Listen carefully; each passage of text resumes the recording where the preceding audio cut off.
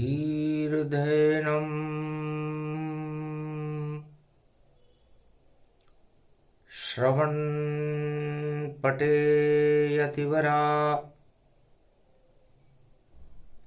महावाक्यजनार्दन सच्चिदानन्दत्वं शरणं व्रजे। यादवेन्द्रं दयादाता पुण्डरीक्षाक्षीरसागरशयनं कमलनयनं नमस्तुते नमामि श्रीहरि। धैर्य से जिसको धारण किया जाता है, कर्णपटुओं से जिनका पान किया जाता है, ऐसे सच्चिदानंद भगवान श्री यादवेंद्र सरकार को मैं नित्य ही चिंतन करता हूँ, नमन करता हूँ। जिनको नमन करने से मंगल आदि मंगल तो हो ही जाते हैं, साथ ही में बहुत बड़ा बल मिलता है मनुष्यों को।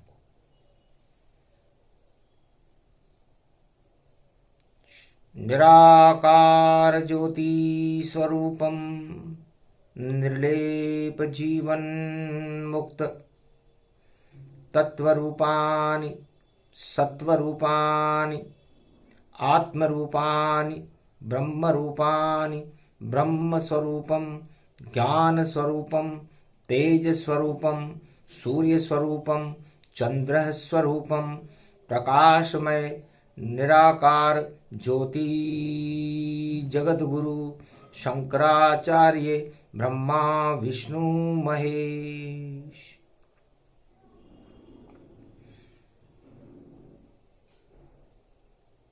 अगहन मास पड़े कलयुग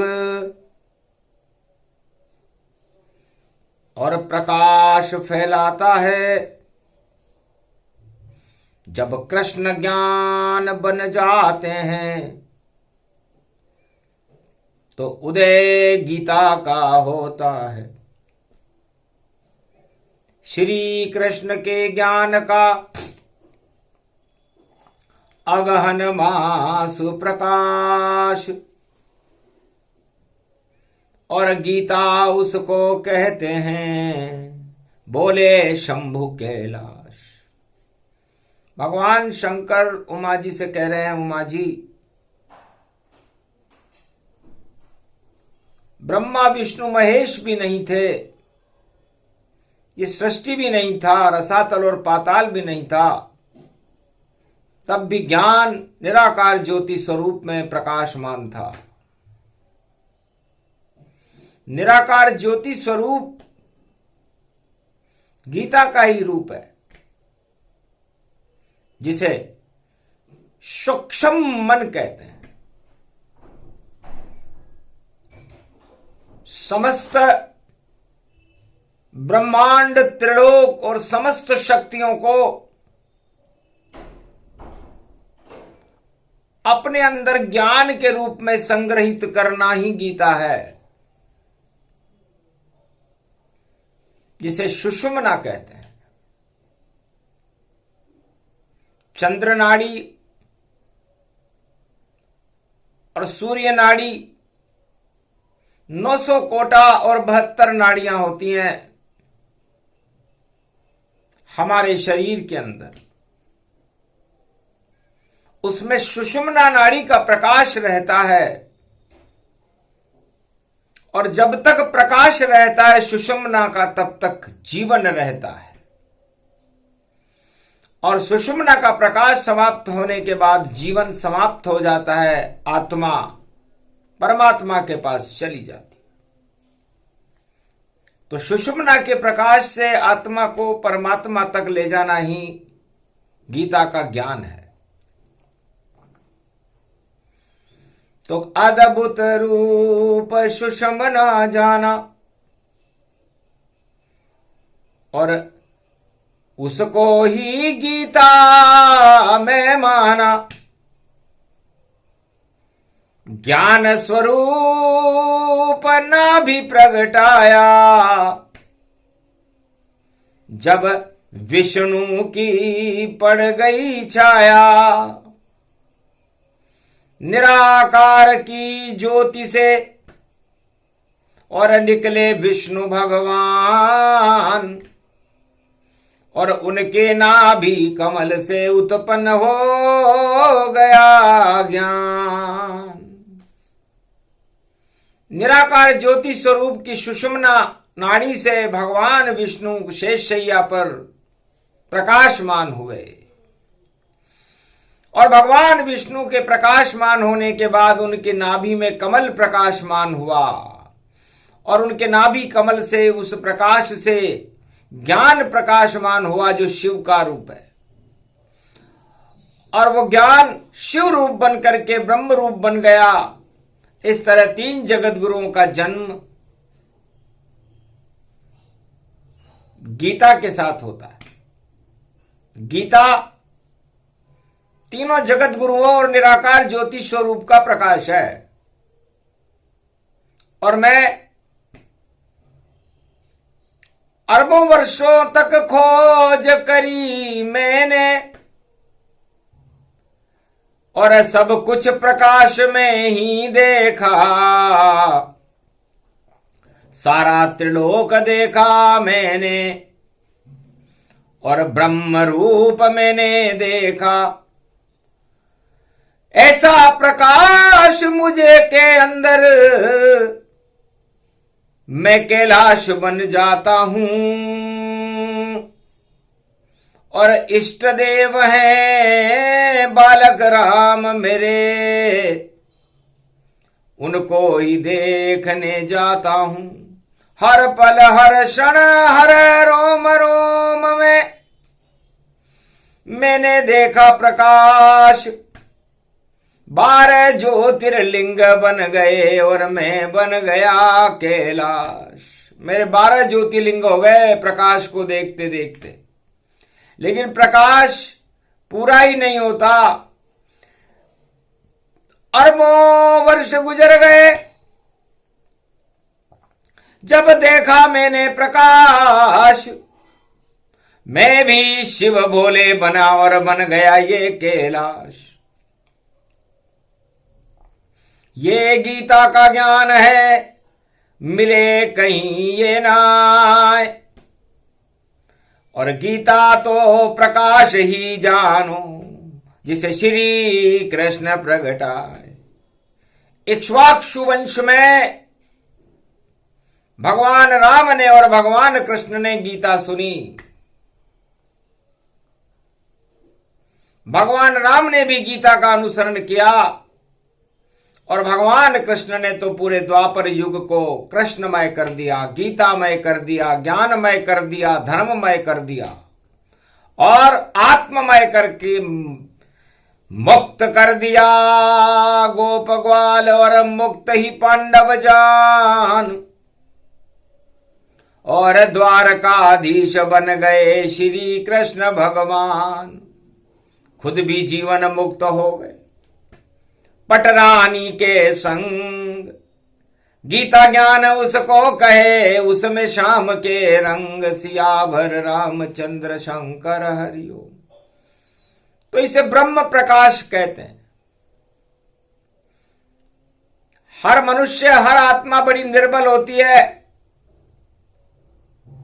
उसके अंदर सुषुम्ना का प्रकाश होता है, और सूर्य के अंदर से जो एक किरण निकलती है, जिसे सुषुम्ना नाड़ी कहते हैं। बड़े बड़े ब्रह्मवेता, बड़े बड़े संत और अवतार अपने अंदर इस सुषुम्ना नाड़ी के प्रकाश को फैलाते हैं। जब सुषुम्ना नाड़ी के अंदर प्रकाश दिखाई देने लगता है, तो सारे अंधकार हट करके और ईश्वर दिखाई देने लग जाता है। यही सुषुम्ना सार है, और यही है गीता रूप। और गीता पर ब्रह्म परमात्मा यही है कृष्ण स्वरूप, यही सूक्ष्म यही विराट, ये चारों युग बन जाता है। ये गीता का ये ज्ञान जिसे शिव कैलाश पे तुम्हें सुनाता है। तो जब चाहूं मैं ब्रह्म बनूं और जो चाहूं बन जाऊं, जैसी मेरी इच्छा है वैसा रूप प्रगटाऊं। तो ये गीता का ज्ञान है, ये है ब्रह्म स्वरूप, इसे सुषमना जानिए, यही कृष्ण का रूप, सियावर रामचंद्र शंकर हरिओम। तो जितना भी ज्ञान त्रिलोक में है सब सुषमना नाड़ी में रहता है, और भूत भविष्य वर्तमान शिव और देखो कहता रहता है। तो भगवान शंकर कहते हैं कि मैं भूत भविष्य वर्तमान को इस सुषुम्ना नाड़ी में देखता हूं। सुषुम्ना नाड़ी हर मनुष्य के अंदर, हर जीव चराचर के अंदर, चाहे वो चींटी हो या हाथी हो या शेर हो या मनुष्य हो, यक्ष हो, गंधर्व हो, देवता हो या भगवान भी क्यों ना हो, सबके अंदर प्रकाशमान रहती है। और सुषुम्ना के प्रकाश से ये जीवन चलता है, और इस जीवन को चलाने के लिए सुषुम्ना नाड़ी अमृत का काम करती है। यदि सूर्य भगवान सुषुम्ना नाड़ी से अपनी सुषुम्ना किरण को न छोड़े तो प्राणवायु ही उत्पन्न न हो, न चंद्र स्वर चले न सूर्य स्वर चले, और जीवन भी फिर नहीं चले, नहीं हो सुषुम्ना प्रकाश। मैं तो कैलाश बन गया धरा पर, बाकी सब बन जाए लाश। तो यदि चंद्र स्वर और सूर्य स्वर चलना बंद हो जाए तो मृत्यु मानना चाहिए, एक लाश के समान ये मृत्यु लोक हो जाता है, क्योंकि ये तो मृत्यु का ही लोक है। तो इस मृत्यु लोक में जीवन को चलाने के लिए सुषुम्ना का प्रकाश और सुषुम्ना की शक्ति होना अति आवश्यक है, जिसे गीता कहते हैं। गूढ़ गिरा गंभीर ये वाणी, बोल रहे हैं शिव शिव जानी, ये कैलाश अवतरण पाया और गीता ज्ञान शिव जी ने सुनाया, उसे सुने उमा महारानी, मारकंड्य मुनि सब से ज्ञानी, और गणेश कार्तिक प्रगटावा, शक्ति सुने शक्ति प्रगटावा, शिव कैलाश शब शंभु सुनावा, ब्रह्म भेता मन प्रसन्न दिखावा, अद्भुत रूप अद्भुत चरित्रा, और बोल रहे हैं शिव शिव चित्रा, ये गीता का ज्ञान भवानी, अगहन मास रूप में जानी, अमृत अगहन मास को जानो, और श्री कृष्ण अमृत ही मानो, पूरी गीता ज्ञान कहावे, ये 18 अध्याय जो गावे, अमृत उसको फिर मिल जावे, और सुषुम्ना खुल खुल जावे, जिसकी खुले सुषुम्ना नाड़ी, उस पे कृपा करे तीनों जगत गुरु ब्रह्मा विष्णु महेश, और जो चाहे वह देख ले और जहां चाहे करे प्रवेश। ये सुषुम्ना का प्रकाश पर काया प्रवेश को भी कहते हैं। भगवान और ईश्वर शक्तियां और ब्रह्मवेता हिमालय के अज्ञात संत इस सुषुम्ना के प्रकाश में पूरे त्रिलोक में कहीं भी जा सकते हैं, कहीं भी आ सकते हैं, और किसी भी वस्तु को देख सकते हैं। भूत भविष्य वर्तमान सारा इसमें ही ज्ञान रहे, और तीनों जगत गुरु इसमें रहे, और इसमें ही भगवान रहे। तो सबसे बड़ी शक्ति है सुषुम्ना, जो सहस्त्र सार चक्र में मिलती है, और जिसकी खुल जाए सुषुम्ना नाड़ी, उसे कृपा कृष्ण की मिलती है। तो खोलो अपनी सुषुम्ना और पढ़ो गीता का ज्ञान, और धारण कर लो अपने जीवन में तो मिल जाए भगवान सियावर रामचंद्र शंकर हरिओम। जिस पर कृपा कृष्ण की होवे उसकी सुषमना खुल खुल होवे। जब खुल जाए सुषमना नाड़ी तो शक्ति मिले भगवत की प्यारी। तो गीता सुषुम्ना नाड़ी का प्रकाश है, इक्ष्वाकु वंश का सूर्य है और सूर्य के अंदर ये नाड़ी सुषुम्ना नाम की किरण जब प्रकाशमान होती है, जब जब पड़े मकर का सूरज और जन्म दिवस सूर्य भगवान। मकर संक्रांति को इतना महत्व क्यों दिया जाता है? भगवान शंकर कहते हैं कि कपिल मुनि की धारा से और खुल गई अपने आप और सुषुम्ना नाड़ी का अमृत और करते कपिल मुनि पान। कपिल मुनि, कपिल धारा, कपिला गाय ये अपना अमृत मकर संक्रांति को बिखेरती है। कपिला गाय पूरे त्रिलोक में बैकुंठ में रहती है और कपिल मुनि बंगाल की खाड़ी में रहते हैं जिसे गंगा सागर कहते हैं। तो जब कपिला गाय अपना अमृत बरसाती है तो अमृत गंगा में आ जाता है और गंगा से कपिल मुनि के कमंडल में चला जाता है और गंगा सागर के पट खुल जाते हैं। इसे मकर गीता कहते हैं।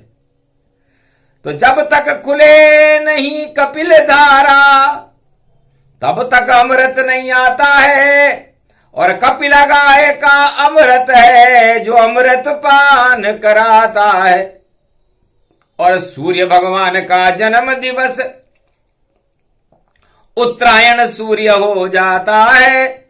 शुभ काम सभी शुरू होते हैं जब सूर्य अमृत बरसाता है। तो चंद्रमा अमृत बरसाता है। जब शरद पूर्णिमा होए तो चंद्र नाड़ी खुल जाती है, वही सुषुम्ना होए। तो भगवान शरद पूर्णिमा में चंद्रमा में से अमृत बरसाते हैं कृष्ण, उससे ही सुषुम्ना शक्तिशाली हो जाती है। और सूर्य भगवान सुषुम्ना नाड़ी से अमृत मकर संक्रांति को बरसाते हैं, उसे भी गीता कहते हैं। यदि भगवान सूर्य सुषुम्ना नाड़ी का प्रकाश सारे संसार में न फैलाए, पूरे त्रिलोक में न फैलाए और अपने 7 घोड़ों की बग्गी पर सवार न हो तो संसार मृत्यु तुल्य हो सकता है। नहीं कोई फसल, नहीं कोई वायु, नहीं कोई प्राण प्रकट होई जायु। तो प्राण वायु सुषुम्ना नाड़ी को कहते हैं और सुषुम्ना नाड़ी के प्रकाश को ब्रह्म प्रकाश कहते हैं और ब्रह्म प्रकाश से सारे ब्रह्म का ज्ञान भगवान शिव बैठे बैठे कर लेते हैं। सूर्य भगवान को भी रास्ता दिखने लग जाता है कि मुझे कब उदय होना है और कब चलना है। तो सभी प्रशासन अपने आप और देखो सृष्टि पर चलता है और एक पल भी नहीं सूरज उदय होने में देर यहां करता है। सूरज अपने आप उगता है, अपने आप अस्त होता है। चंद्रमा अपने आप उगता है, अपने आप अस्त होता है। अवतार अपने आप आते हैं और अपने आप चले जाते हैं। इस सृष्टि पर आत्माएं आती रहती हैं और जाती रहती हैं। प्रकृति अपना काम करती रहती है। पूरे त्रिलोक का प्रशासन अपने आप व्यवस्थित होकर के चलता रहता है और ये सब अपने आप है। तो यही सब सुषुम्ना जानिए ईश्वर कृपा का रूप। ये गीता का ज्ञान है बोले शिव ब्रह्म स्वरूप। इसको अरबों वर्ष तक लगे समाधि जान और कैलाश पर्वत के ऊपर बैठ कर देखे शिव भगवान। भगवान शंकर कहते हैं कि न मुझे कोई वस्तु चाहिए क्योंकि मेरे पास संग्रह करने के लिए कोई वस्तु है ही नहीं। एक पर्वत है कैलाश है ये झनकार ओम की होती है और ओमकार की शक्ति में और शिव भोले की शक्ति होती है। जब ब्रह्मनाद हो ओमकार सुषमना मेरी खुल जाती है और पूरे त्रिलोक की शक्ति देखो और मेरे पास आ जाती है। इसको गीता ज्ञान कहे यही ब्रह्म का रूप, अमृत इसको मानिए और यही शिव और चंद्र स्वरूप। तो चंद्रमा मेरे मस्तिष्क पर रहता है, हमेशा अमृत टपकाता रहता है, और सूर्य मेरे इष्ट देव भगवान राम के पास रहता है, उसमें से मकर संक्रांति को अमृत टपकता है। राम संवत 1 भारत में त्रेता युग में मकर संक्रांति को भारत में प्रारंभ हुआ था। राम जी सूर्य वंश में, तो सूर्य वंश का अमृत भगवान राम है, चंद्र वंश का अमृत भगवान कृष्ण है, और ज्ञान का अमृत भगवान शिव है, और वेदों का अमृत भगवान ब्रह्मा है, और क्षीर सागर का अमृत भगवान विष्णु है। और ये अमृत निराकार ज्योति स्वरूप सुषुम्ना से प्रकट होता है। निराकार ज्योति स्वरूप को, प्रकाश को सुषुम्ना कहते हैं। अब जिस ब्रह्मवेता के अंदर, जिस अवतार के अंदर जितना प्रकाश सुषुम्ना का होता है उतना ही वो शक्तिशाली होता है। तो सूर्य के 12 अंश सुषुम्ना के भगवान राम में थे। मर्यादा पुरुषोत्तम राम थे जिन्होंने सारे संसार में मर्यादा की स्थापना की। और भगवान कृष्ण चंद्र वंश के सुषुम्ना है, 16 कला अवतार है। उन्होंने भारत में धर्म राज्य की स्थापना की, पांडवों को राजा बनाया और गोप ग्वालों को प्रेम से अमृत पिला करके अमर कर दिया, और 16,108 पटरानियों को द्वारका से जीवन मुक्त करके बैकुंठ को ले गए। गोलोक के सुषुम्ना के प्रकाश भगवान श्री कृष्ण है, और ज्ञान के प्रकाश भगवान शिव है जो कैलाश पर विराजमान रहते हैं और ओमकार की झनकार में राम के दर्शन करते रहते। और ब्रह्म का प्रकाश ब्रह्मा जी हैं जो 4 वेद 6 7 और 18 पुराण, जिनकी सांस से श्रुति निकलती वाणी उसको जान। तो भगवान ब्रह्मा के मुख से हमेशा श्रुतियां निकलती है, श्रुतियों से वाणी बनती है और वाणी से वेद बन जाते हैं, और हर पल हर क्षण संसार में विचरण करते हैं। श्रुतियों से ही जगत चले और होता है सब ज्ञान, और श्री कृष्ण की श्रुति से प्रगटी गीता। तो भगवान श्री कृष्ण की श्रुति से गीता का प्रागट्य आज से 5686 वर्ष पहले महाभारत कुरुक्षेत्र मैदान में भगवान कृष्ण ने सुषुम्ना नाड़ी की शक्ति से किया था। तो सुषुम्ना हर मनुष्य के अंदर होती है, लेकिन वह उसे जान नहीं सकता। हर हिरण के अंदर कस्तूरी होती है जो काले रंग का मृग होता है, लेकिन उसे वो पता नहीं चलता कि वो होती कहां है। उसकी खुशबू में भागा भागा फिरता, और मृगया उसको कहते हैं। जब भगते भगते आता है पसीना तो टखनों में देखो कस्तूरी रहती है। तो हिरण के जो टखने होते हैं काले हिरण के, जब वो तेजी से छलांगे लगाता है तो वो उसकी शरीर का जो वीर्य है, उसकी जो सुषुम्ना शक्ति है, उससे कस्तूरी बन जाती है। उसका कस है वो, और उस कस्तूरी से इतनी शक्ति होती है, कस्तूरी में गर्म होती है ये। और केसर कस्तूरी दोनों ही गर्म और दोनों ही अद्भुत होती है, और केसर होती है रामचंद्र, कस्तूरी कृष्ण में होती है। दोनों में ही ये सुगंध उड़े, ये गीता रूप ही होती है। केसर कस्तूरी जब मिलती तो गीता गीता होती है। तो केसर और कस्तूरी को गीता जानिए, इसकी सुगंध फैलती है, और हमें हमारे शरीर के अंदर, इस पंच तत्व के आत्मा के अंदर केसर और कस्तूरी, राम और कृष्ण की सुगंध को फैलाना चाहिए, जिसे गीता कहते हैं। काम क्रोध मद लोभ की दुर्गंध को एक पल में हटा देती है ये सुगंध। इसे राम नाम सुगंध है, और कृष्ण अमृतमय जान। गर आत्मा में फैले दोनों सुगंध तो खुले सुषमना आन।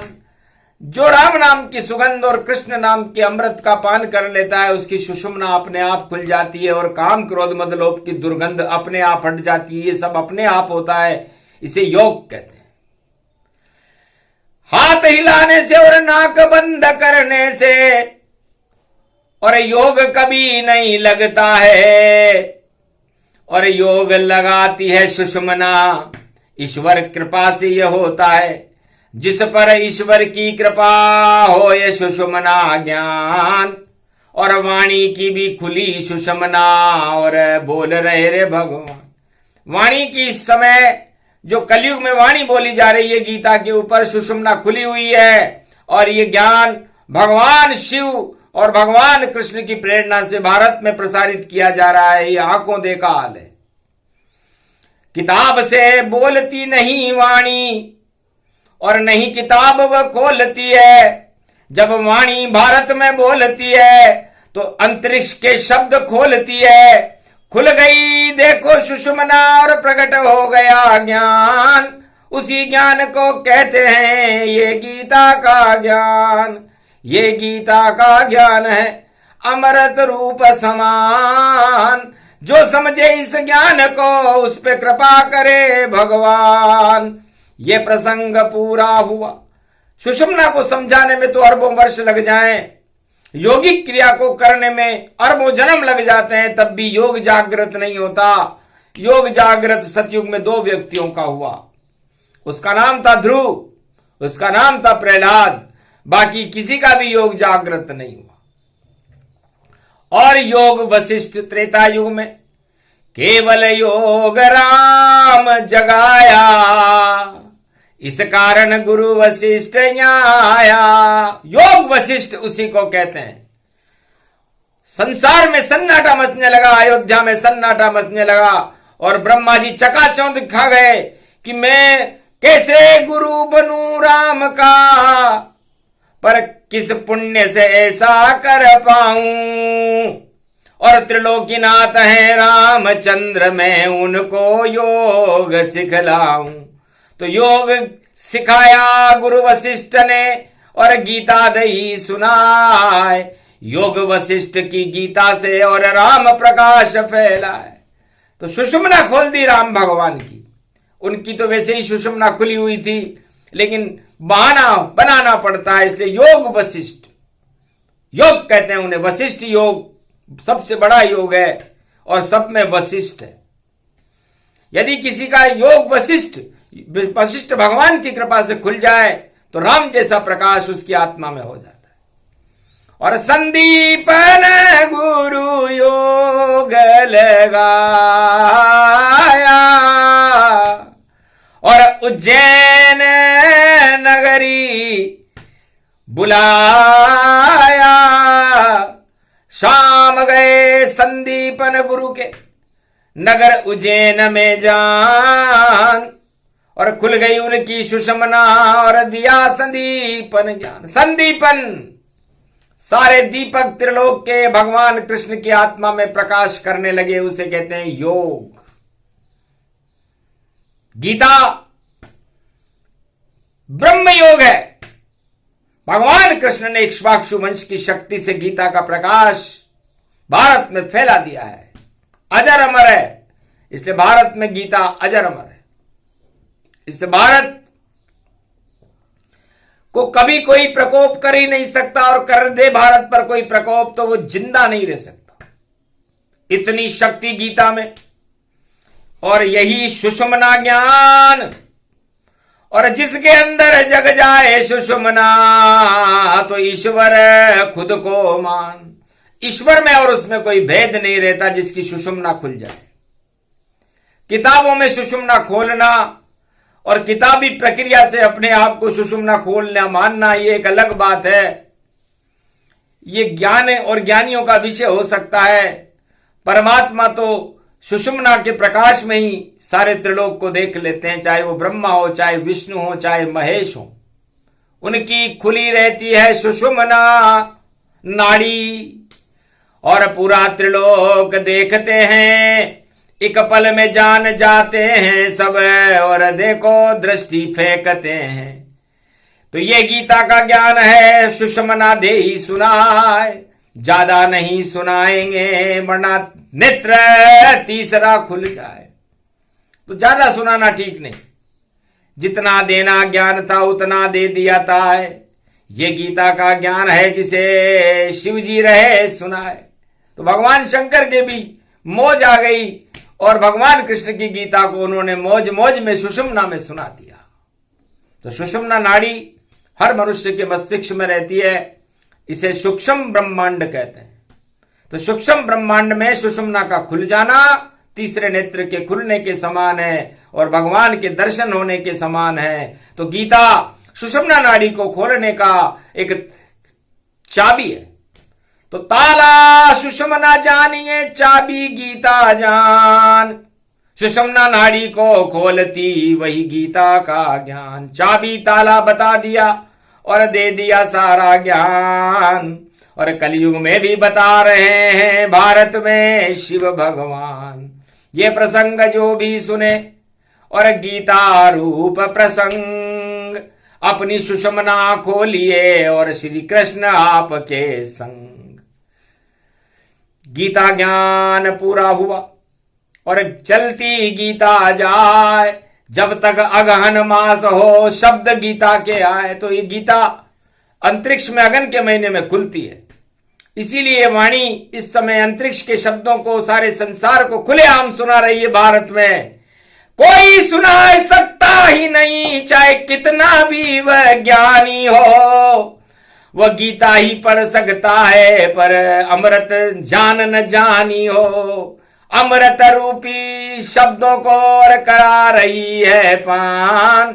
ये शिव जी की कृपा है, जिसे कृपा कृष्ण भगवान। ये गीता का ज्ञान है, सुने सुनाए कोई, अजर अमर हो आत्मा, खुले सुषुम्ना तो। ये बोलो जय श्री कृष्ण, जय गीता मैया की, हास्य आनंद की जय, भोले शंकर कैलाशपति की जय, राधे रानी मैया की जय, राधा गोविंद की जय, शिव शक्ति मैया की जय, भारत माता की जय, जय गीता माता।